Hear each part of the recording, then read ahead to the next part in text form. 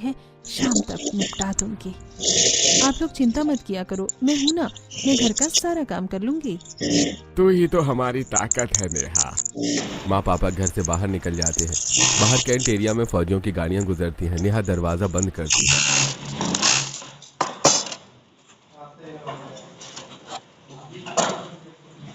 जब तक मेरे हाथ पैर सलामत है, मेरे माँ पापा को किसी के आगे हाथ नहीं फैलाना पड़ेगा।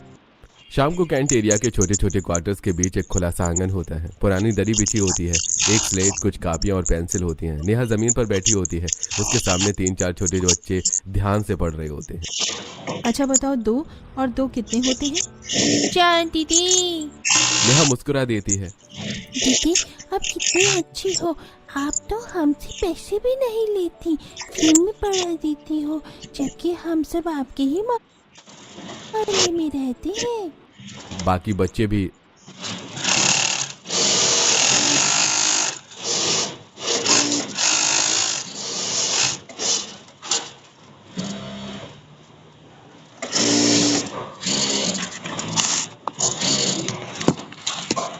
सिर हिलाते हैं। कोई बात नहीं, ऐसा जरूरी थोड़ी है कि हर रिश्ता पैसे से ही बने, और मैं अगर तुम्हारी थोड़ी सी मदद कर दूं तो इसमें बुराई क्या है? तुम सब मेरे प्यारे बच्चे हो। अचानक सारे बच्चे उठकर नेहा से लिपट जाते हैं। थैंक यू दीदी। सुबह को कैंट एरिया की सड़क किनारे रामू जी की छोटी सी चाय की टपरी होती है। केतली से उठती भाप, अदरक इलायची की खुशबू फैल रही होती। रामू जी चाय बना रहे होते हैं। नेहा पास ही बैठकर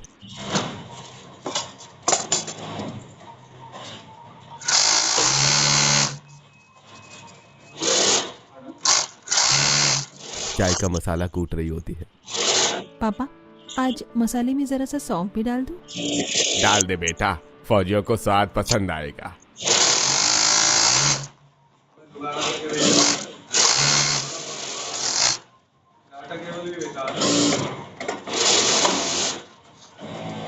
उसी वक्त कई फौजी आकर टपरी पर बैठ जाते हैं। अरे रामू जी, जब तक आपकी चाय ना पिए दिमाग खुलता ही नहीं है।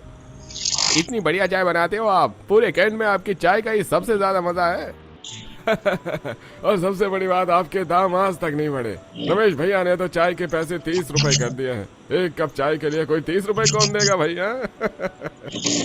हाँ भैया, अब क्या करें, हम ईमानदारी से काम करने वाले लोग हैं।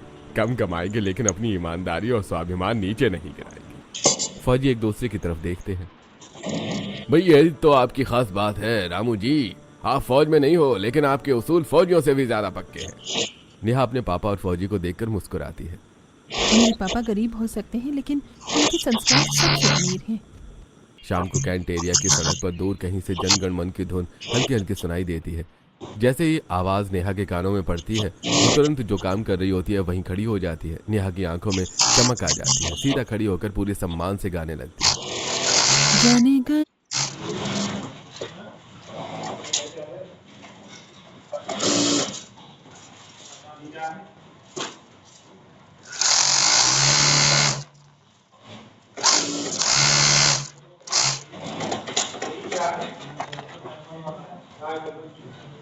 गुजरते लोग रोककर उसे देखने लगते हैं। उसी वक्त सड़क से फौजियों का एक ट्रक निकलता है।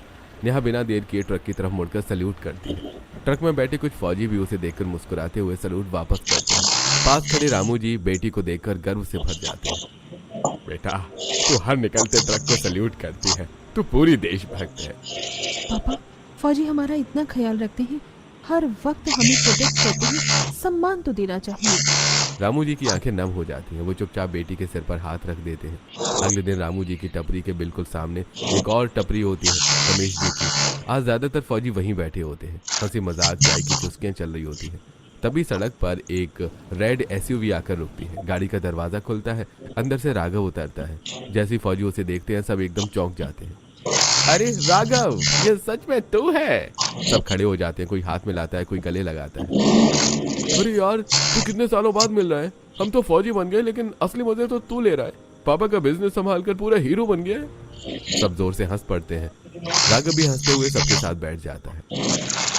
यार, हम कितने दिनों बाद मिल रहे हैं। लगता है स्कूल के बाद आज ही मिले हो। लाइफ ने हमें अलग अलग रास्तों पर डाल दिया। हाँ यार, मैं भी बहुत बिजी हो गया था और मुझे पता था तुम लोग भी अपनी ट्रेनिंग में बिजी हो। आज बहुत मन था मिलने का और मुझे पता था कि तुम सब चाय की टपरी पर ही मिलोगे। सब हंस पड़ते हैं।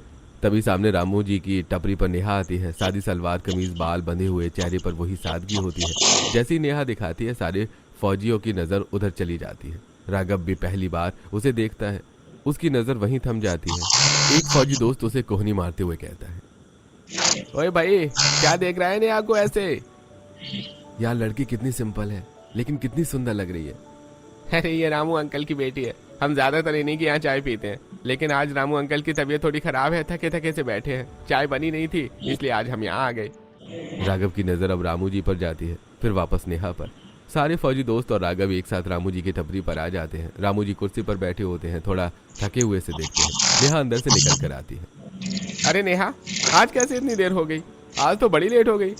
तुम्हारे आने के इंतजार में हमने एक एक चाय तो रमेश अंकल के यहाँ पी ली। कुछ नहीं, बस घर पर थोड़ा ज़्यादा काम था और पापा की दवाई भी लेकर आई हूँ, इसीलिए थोड़ा लेट हो गई। अरे चलो फटाफट एकदम बढ़िया वाली चाय बना दो। नेहा मुस्कुराते हुए चूल्हे की तरफ बढ़ जाती।